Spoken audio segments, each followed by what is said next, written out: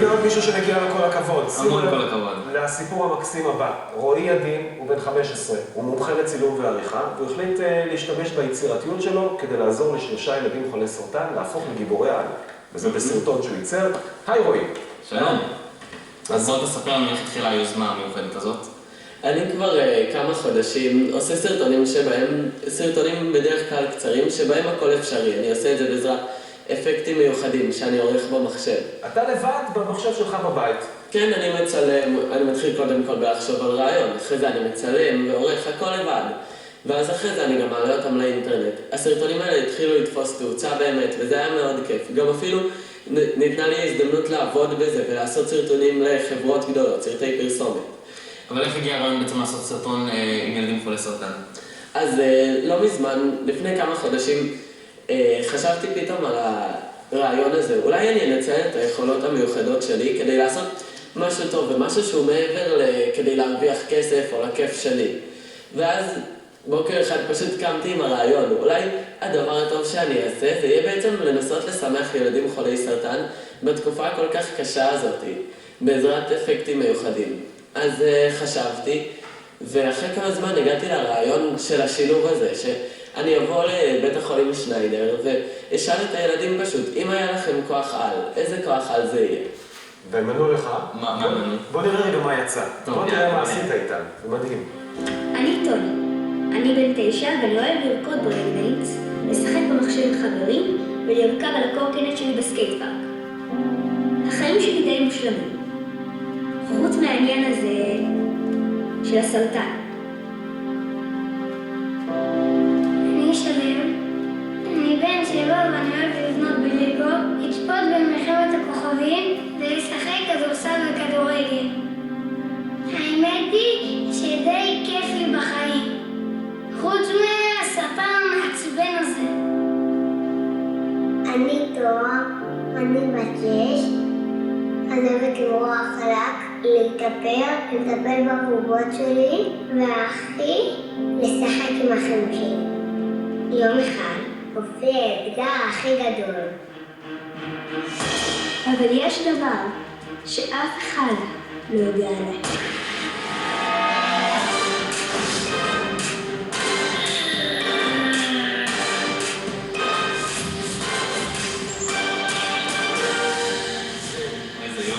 אז בעצם ביקשת מהשלושה, שאלת אותם איזה כוחות על הם היו רוצים, אז מה הם ענו לך?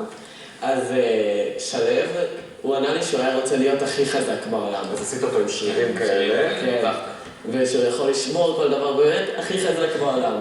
טוני אמר לי שהוא היה רוצה את הכוח לעוף, כמו ציפור, וגם... אנחנו רואים אותו אף. כן, ובסופו של דבר הוא גם מציל בעזרת האנשים, מקרים שקורים בשמיים. ותואר אמרה לי שהיא הייתה רוצה לשלוט במזג האוויר.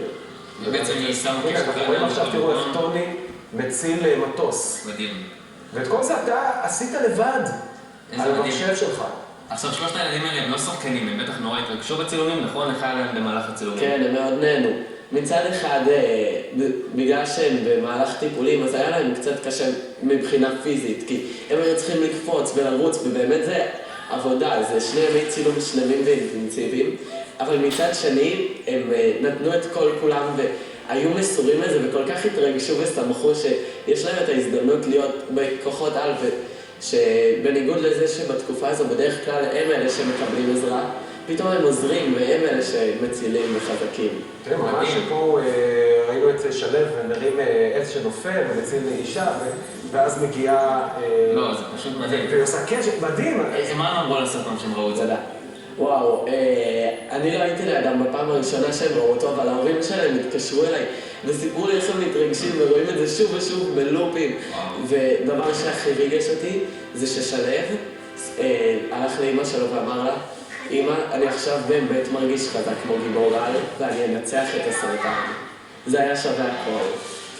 איזה יופי. זה פשוט מקסים. רועי, אתה יודע, אני באמת... מה אתה קיבלת בחזרה מהפרויקט הזה? מה למדת? קיבלתי קודם כל את הזכות להכיר את הילדים האלה, לראות שיש ילדים כל כך חזקים, וזה היה כל כך כיף, הם כאילו כמו חברים היו במהלך הצילומים. וגם ניתנה לי הזדמנות לעשות משהו טוב, להבין שברגע שאתה עושה משהו טוב אתה מקבל תחושה כל כך טובה עם עצמך, שאפילו הרבה יותר כיף מאשר שאני אעשה סרטון בשבילי או בשביל להרוויח כסף. זה פשוט... זה מדהים. מדהים. מה רצית לומר בסרטון הזה בעצם? המסר העיקרי שלי היה להעביר לעולם שהילדים האלה שמתמודדים עם הסרטן ונאבקים בגיל כל כך צעירים, מחלה כל כך קשה, הם פשוט גיבורים אמיתיים, ולכן גם קוראים לסרט גיבורים אמיתיים. תשמע, זה מקסים, אתה הולך לעשות עוד דברים כאלה? אתה רוצה... יש משהו עכשיו שאתה עובד עליו? יש לך איזה רעיון חדש ומדליק שאתה עובד עליו? כרגע אין לי איזה משהו מתוכנן, אבל אני כל הזמן בראש חושב על הרעיונות הבאים, גם על דברים שיהיו פשוט ליוטיוב ולאינסטגרם שלי, וגם דברים למען אחרים. אני בטוח שאני בעתיד אעשה עוד ועוד דברים. כן, בעתיד אנחנו נראה אותך בעולם הזה? כן. איזה יופי. אני רוצה להגיד עוד משהו, אתה יודע, הוא כן. השקיע לא מעט כסף, הוא שכר צלם. נכון. וגם הזמן שהוא וגם השקיע התלבושות בזה, והכל. והתלבושות והכל, השקעת בזה כסף, בעצם זה תרומה. וזה מקסים שגם תרמת, גם כספית וגם עם הרבה זמן. תגיד, זה קשה ללמוד את התוכנות עריכה האלה בשביל ילדים שרואים אותנו עכשיו בבית? כן, זה מאתגר, אבל זה כיף, זה כל כך כיף. גם מה שכיף זה שבאמת כל אחד יכול ללמוד. אפשר לחפש ביוטיוב מדריך לעריכה, תוכנה ספציפית שאני משתמש בה, נקראת After Effects, ופשוט ביוטיוב אפשר לשבת שעות וללמוד הכל. גם בעברית וגם באנגלית ואין שום בעיה. גם אתה יודע After גם אני Effects. יודע After Effects. ואף פעם לא הכנת לי סרטון שאני אני אעשה לך סרטון שאתה... אנחנו נצא החוצה ונמצא לזה. כן? עליי. יש. אולי תעשו איזה קומבינציה, שני המומחים פה לקולנוע.